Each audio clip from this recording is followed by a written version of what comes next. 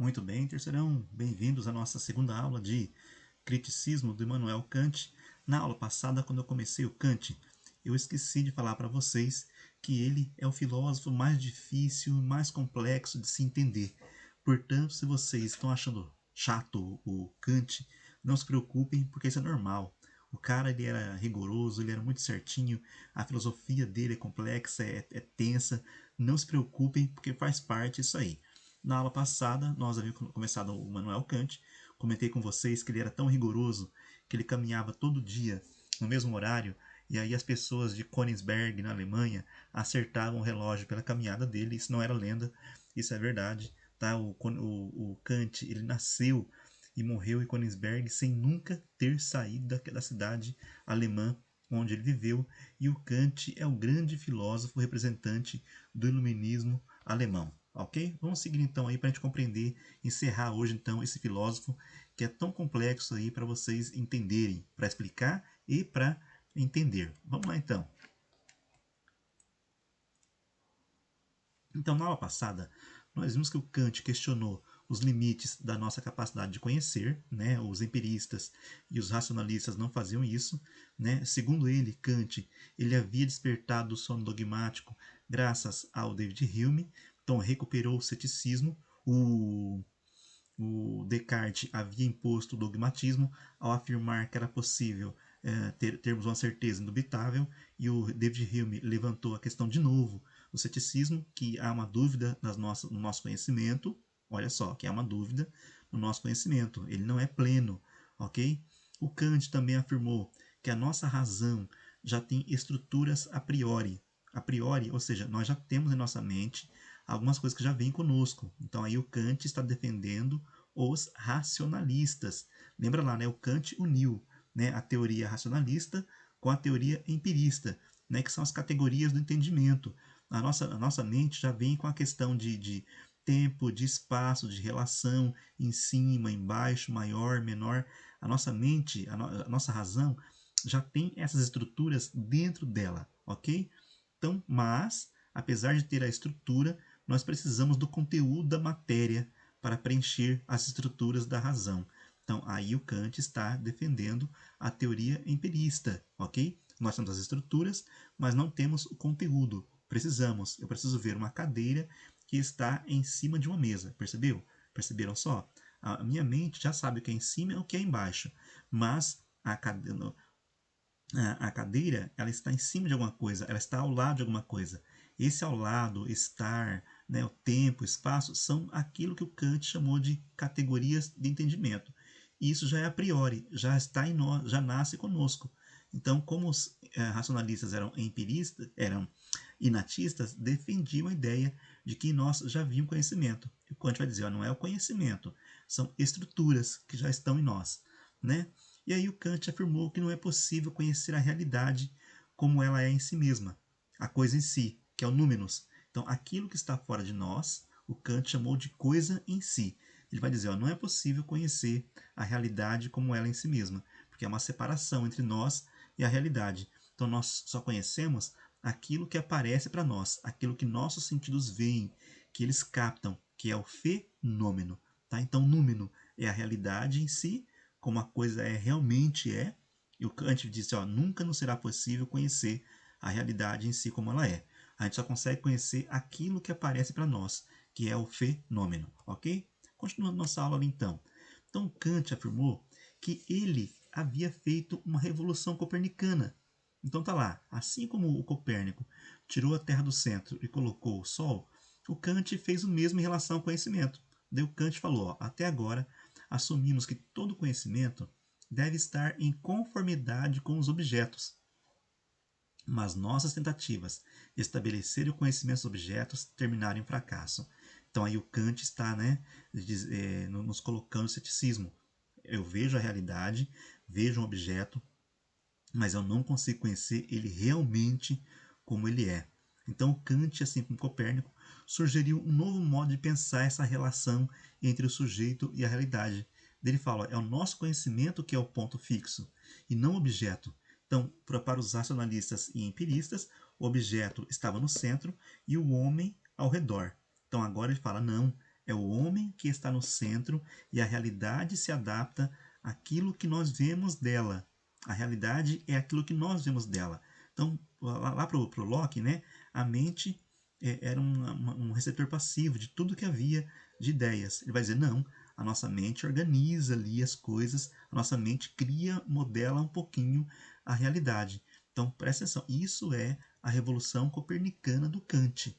Antes do Kant está lá, o objeto estava no centro e nós, o sujeito que conhecemos, estamos fora tentando conhecer o objeto. Ele fala, não, na verdade, nós homens somos o centro, o objeto gira, a realidade gira em torno de nós. Vou mostrar para vocês aqui agora na frente algumas imagens, a mesma imagem, de diversas maneiras, para vocês entenderem um pouquinho essa questão de como a razão opera, de como o conhecimento da realidade opera. Vejam só. Imagem 1 é a mesma imagem em todas as imagens, tá?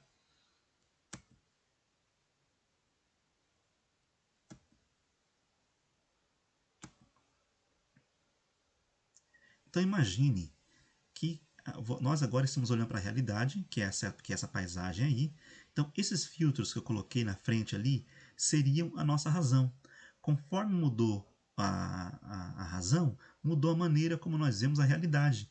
Então por isso que o Kant vai dizer que o que importa é a maneira como nós conhecemos. É por isso então que o Kant vai questionar a maneira como a nossa capacidade de conhecer, os limites da nossa razão e então a maneira como a gente vê o mundo, como a nossa mente opera, é que determina como nós pensamos. A realidade está fora de nós, mas a nossa mente está ali, tá? Operando, controlando como funciona o conhecimento da realidade, ok? Então é por isso então que ele fala, ó, quem está no centro é o homem, quem está no centro não é a realidade. Por isso que ele fala que fizemos então uma revolução, que ele fez uma revolução copernicana ao tirar o objeto do centro e ao colocar a razão humana no centro ali como ponto fixo para a criação da realidade. Vamos continuar então? E então tá lá, ó. Imagina só então, ó, o óculos escuro faz mudar a visão que nós temos da realidade. Então, é isso aí que ele fala, ó, é a nossa capacidade de entendimento que molda o objeto e não o contrário. Por isso então que nós somos o centro, segundo o Kant. Então, o que o Kant pretendia fazer mesmo? O Kant procurava, né, superar a oposição que havia, né, entre racionalismo e empirismo. Então, ele fez uma crítica aos racionalistas e uma crítica aos empiristas e falou: ó, os dois têm vantagens e defeitos. Então, por criticar os racionalistas e os empiristas, a teoria dele então recebeu o nome de criticismo kantiano, tá? E além de fazer essa crítica ali aos racionalistas e aos empiristas, o Kant também buscava um raciocínio que pudesse produzir conhecimento válido para todos, ou seja, que fosse universal. O Kant não ficou apenas na crítica aos racionalistas e empiristas. Ele buscou uma forma de raciocinar, de pensar que produzisse um conhecimento universal. A ciência hoje é assim. A ciência ela é universal e ela nos acrescenta conhecimento. Então, Kant está aí ajudando a fundamentar a ciência também. Vamos ver qual foi o caminho então que o Kant usou para chegar então a esse raciocínio que fosse válido para todos e que nos acrescentasse algo. Então, primeiro, o Kant falou o seguinte, ó, existem dois tipos de conhecimento. O conhecimento que é empírico e o conhecimento puro. Como é o conhecimento empírico? Ele é a posteriori. A palavra a posteriori quer dizer que vem depois. Então, para eu sentir o sabor de uma bala, eu preciso provar uma bala. Eu não sei o sabor dela sem antes prová-la. Então, esse é o empírico. Ele é a posteriori por isso. O outro conhecimento é o conhecimento puro. Ele é a priori, ele é anterior à experiência, ou seja, esse conhecimento puro, ele já está em nossa mente, tá? Já está em nós. Por isso que é a priori. A priori quer dizer que vem antes. A posteriori quer dizer que vem depois. Então, lá no empírico, né? Então refere-se o conhecimento empírico, que é a posteriori, refere-se então a dados que são fornecidos pelos sentidos. Esse livro tem a capa verde, né? Então você precisa ver o livro para que você veja que a capa dele é verde. O conhecimento puro, a priori, ele nasce de uma operação puramente racional. Exemplo, se eu disser para vocês aqui, ó, duas linhas paralelas jamais se encontram no espaço. Esse conhecimento é a priori, porque se eu digo que elas são paralelas, elas jamais irão se encontrar no espaço. Voltando ao conhecimento empírico. Então, o conhecimento empírico foi necessário ter a experiência para ter conhecimento. Eu precisei ver um livro verde para saber que aquele livro era verde. Agora, no conhecimento puro, não. Já se trata de um conhecimento universal e necessário. Duas linhas paralelas jamais se encontram no espaço. É aqui no Brasil, é nos Estados Unidos, é na China. Por isso, ele é universal e é necessário. Porque se eu digo que são paralelas, elas não podem se cruzar obrigatoriamente, necessariamente. Então, vamos continuar ali então. Continuando. Então, o conhecimento empírico está lá. Esse livro é verde. Duas retas paralelas jamais se encontrarão no espaço.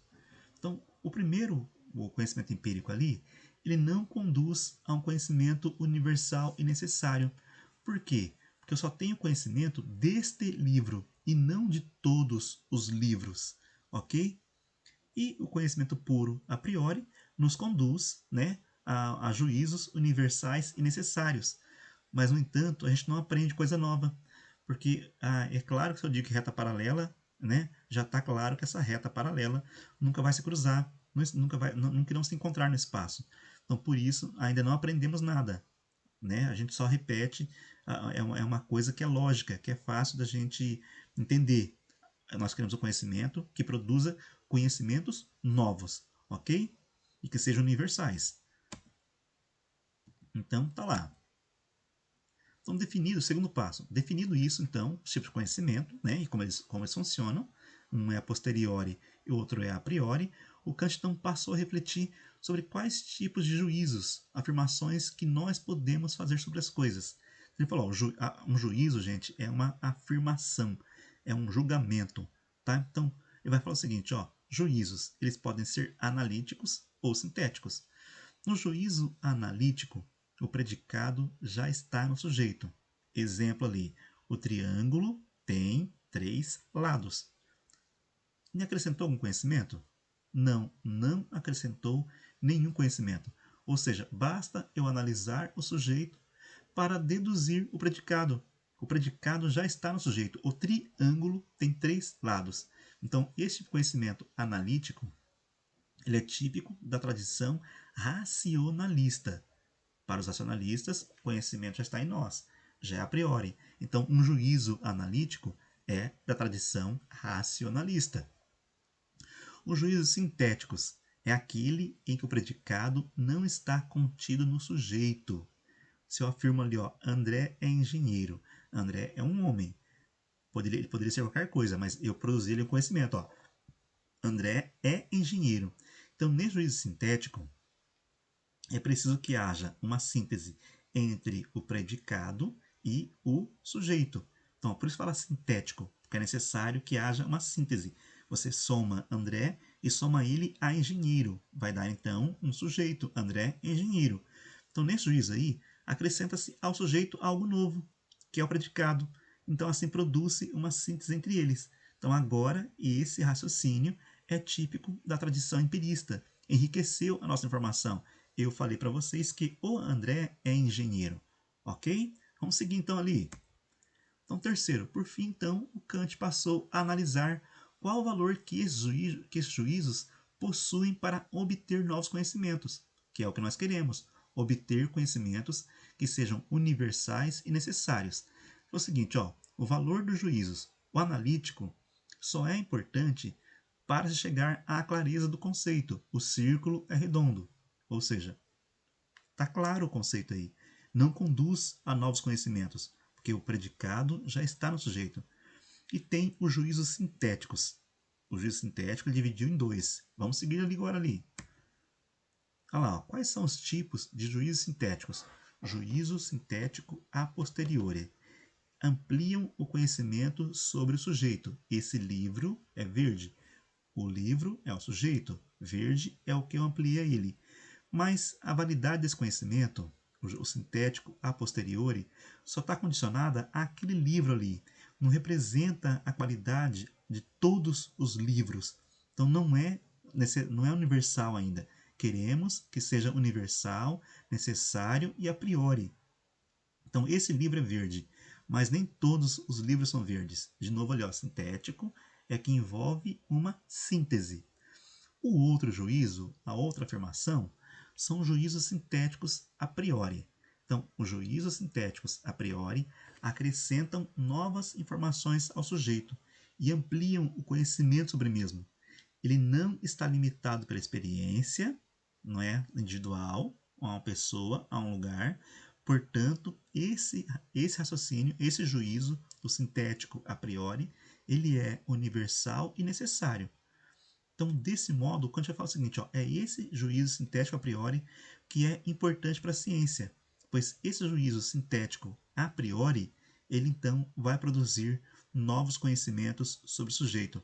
Exemplo de juízo sintético a priori, os enunciados e leis científicas são juízos sintéticos a priori. Essa fórmula que nós temos aí, que é um enunciado científico, é um juízo sintético a priori. Ela é universal, é necessária e ela produz novos conhecimentos para a gente quando nós usamos ela.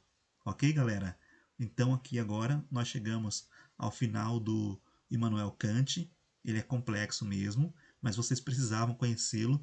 Esses resumos que eu passo para vocês aqui, eu tenho depois digitado. Caso vocês queiram, peçam para mim que eu envio para que vocês guardem com vocês lá, porque vai ser muito importante para os seus futuros vestibulares que vocês vão usar isso para estudar depois, ok? Então era isso, encerramos o Kant. Na próxima semana, não, na próxima semana ainda não, na outra semana eu vou começar com vocês Filosofia da Ciência. Vai ser legal, vocês vão gostar. Abraços, até a próxima, galerinha. Valeu!